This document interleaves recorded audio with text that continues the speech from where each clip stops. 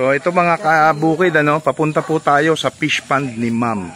Parang bagong gawa lang yung isa, ma'am. So ito. May swimming pool siya, oh. See? Mga kabukid. Oh, special yan. Wow. Ano pong pansin nyo, sir, sa tubig niya? Very good.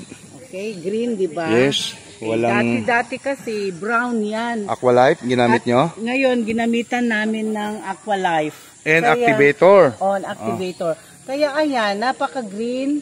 Tapos nakikita mo na sila. Dati-dati hindi mo makikita, puro tae yung nasa lumuluta. So, ayan mga kabukid pauulit ko lang kay ma'am yung ginamit niyang product dito na CHC product. Ma'am, ano po yon para sa inyo galing? Salan preparation po yung activator para namatay lahat yung mga kung ano man na bakterya na nandyan.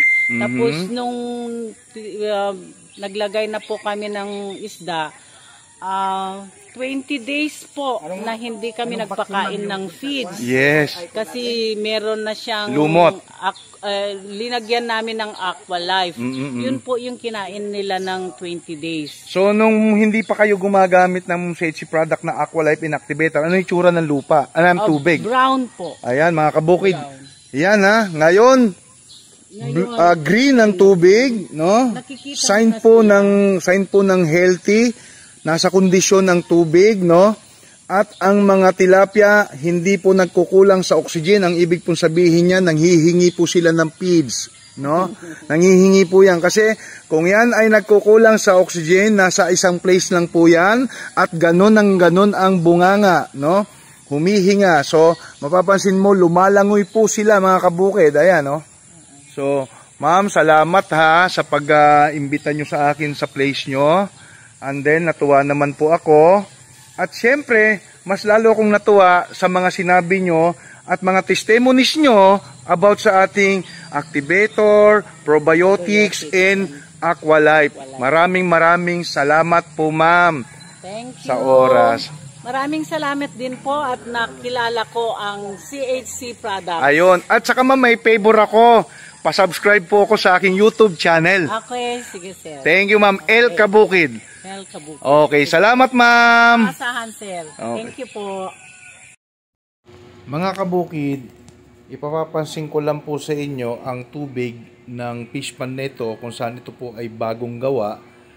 Dati po, nung hindi pa gumagamit si Ma'am Maricon ng Aqualife Inactivator, ganito po ang kulay.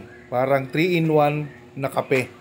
So, nung gumamit po siya ng activator in Aqualife, ay kitang-kita nyo naman, napakaganda na po ng resulta.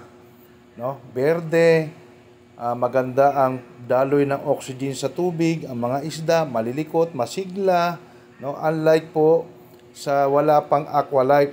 No? So, sa tuwa naman ni Ma'am Maricon, nagpagawa siya ng isa pang fish pond dito sa tabi ng kanyang dati ng fish pond mga kabukid. So yan po ang nagagawa ng ating produktong Aqualife Inactivator sa inyong mga fish pond.